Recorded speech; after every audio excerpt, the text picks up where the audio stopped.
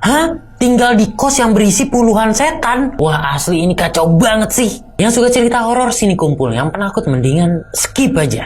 Oke, jadi cerita horor kali ini lagi-lagi gue dapatkan dari Kaskus SFTH. Banyak banget ya ternyata cerita-cerita horor di Kaskus SFTH. Bagus nih, bagus. Kali ini yang nulis namanya Ryu. Oh ya, by the way, Ryu ini adalah perempuan. Setelah lulus SMP di Palembang, Ryu memutuskan buat balik ke kampung halamannya di Padang dan meneruskan sekolahnya itu di kota Padang. Tadinya, Ryu itu berencana mau ngekos bareng kakaknya.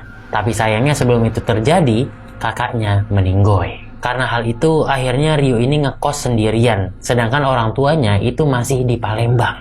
Udah tuh, Ryu ini nyari-nyari kos, dan setelah lumayan nyari-nyari, dia dapet tuh satu kosan yang harganya terjangkau. Lokasinya itu dekat sama SMA N2 Kota Padang. Ayo, yang orang-orang Padang tahu nggak nih kosan ini?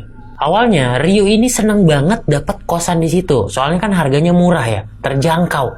Tapi ternyata, itu kosan penuh banget sama setan. Angker banget. Oh ya, Ryu ini bisa dibilang indigo. Karena dia itu sering banget ngelihat makhluk-makhluk halus. Dari awal masuk, Ryu itu udah ngeliat sosok-sosok anak kecil. Terus namanya juga dipanggil-panggil. Dan masih banyak lagi lah hal-hal lain. Ini bakal gue cerita ini. Pengalaman-pengalaman yang paling serem lah menurut Ryu di kosan tersebut. Pengalaman paling serem pertama kata Ryu itu adalah dia dicium sama genderuwo. Anjir, bener-bener ya. Genderuwo tuh di semua cerita dia tuh agak-agak mesum ya.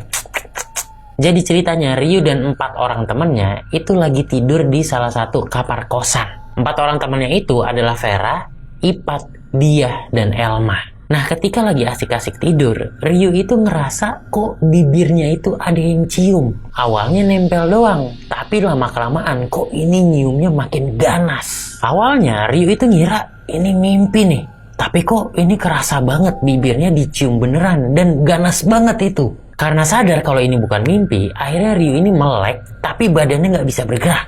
Di saat itu nggak ada apa-apa, tapi bibirnya masih berasa banget lagi diciumin. Di situ Ryu ini berusaha baca doa sebisa dia. Setelah beberapa saat, akhirnya ciumannya itu berhenti dan badannya bisa bergerak. Dilihat sekeliling tapi nggak ada sosoknya. Dan teman-temannya yang lain yang 4 itu tidur. Setelah bertahun-tahun, akhirnya Ryu ini baru tahu kalau yang nyiumin itu adalah sosok genderuwo. Jadi Ryu pernah ciuman dengan genderuwo. Dan itu katanya adalah ciuman pertamanya dia. Aduh, ciuman pertama malah sama genderuwo.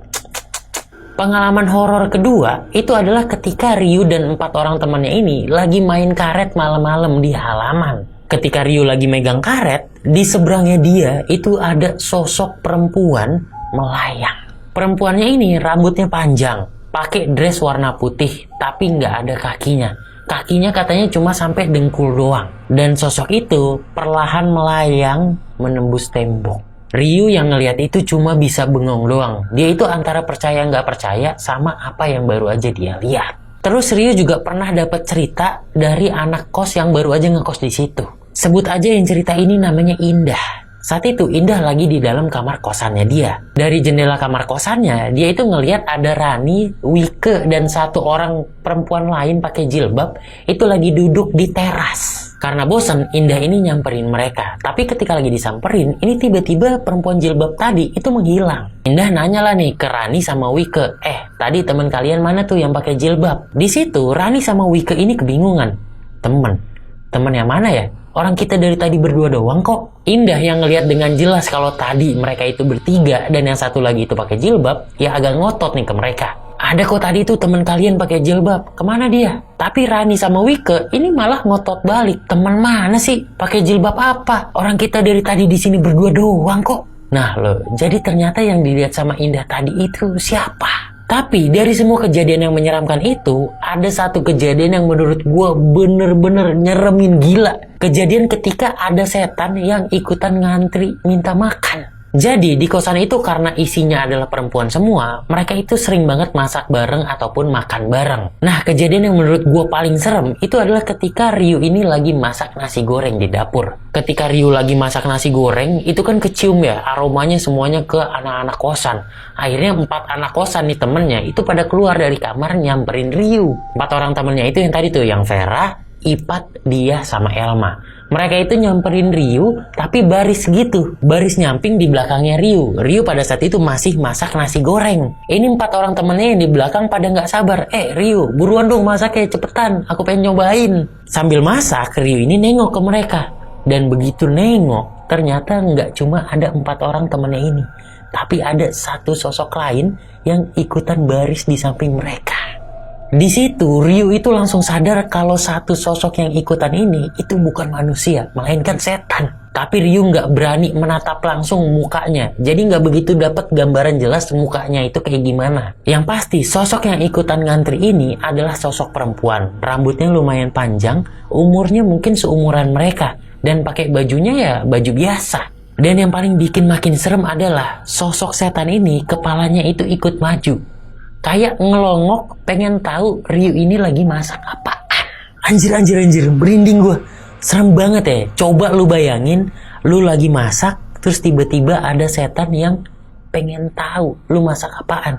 Dan ikutan ngantri, mau minta makan.